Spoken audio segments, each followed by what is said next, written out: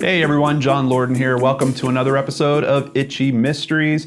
I know this is the wrong day for an Itchy Mysteries, but I'm traveling this week, so I'm having to mix up the show schedule a little bit. But I've been dying to tell you guys about the short documentary that we're discussing today since about the middle of October. Basically, I wanted to stick with our theme of Halloween kind of related content for October, so I've been holding off on this one, but this is one of the most interesting documentaries I've seen in a while. It's a fairly short watch. I think it's under 50 minutes, probably around 45 minutes or so.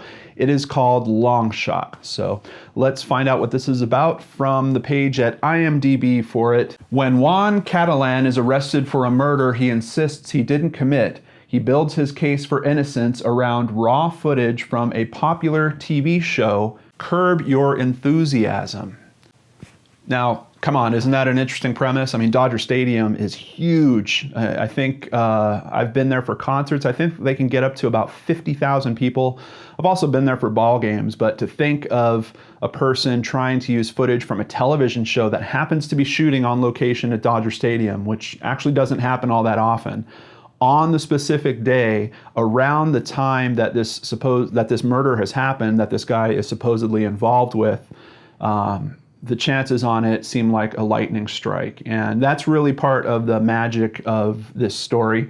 I don't want to tell you too much about it, about how it all plays out. I really encourage you guys to check it out for yourself. There's a little bit of interesting questions that are raised about how the police got this wrong, how they got this guy in their crosshairs. It really tugs at your heartstrings in a few places, particularly when you see how emotional this guy is about being wrongly accused. And then, you know, his fight to prove his innocence, and to have this kind of whimsical twist of a production like that, having information that could actually help in his case. It's pretty amazing. Larry David is interviewed for this. He does pop up in a few places. Of course, his great personality pops right through. He adds a little bit of lightness to this kind of what can be a pretty heavy story. I mean, we're talking about a murder here, so there's no doubt that it is still a heavy story. There is certainly an itchy mystery in this, who actually did commit that murder, and then also the question of can they get Juan, can they get his name cleared? What does he have to go through to get that done?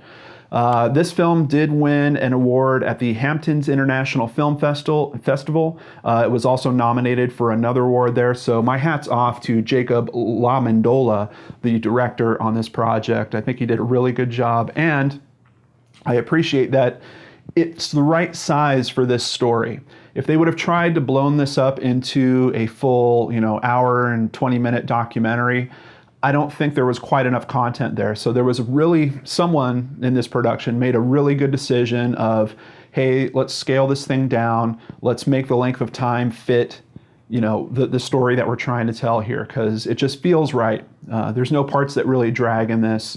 Nothing in terms of great cinematography or music that I can particularly point out, just a super compelling story that really grabs you and leads you to this conclusion with some amazing twists. And I also have to say it's a very good story about a criminal defense attorney that you can tell really loves his work, really works hard to bring justice.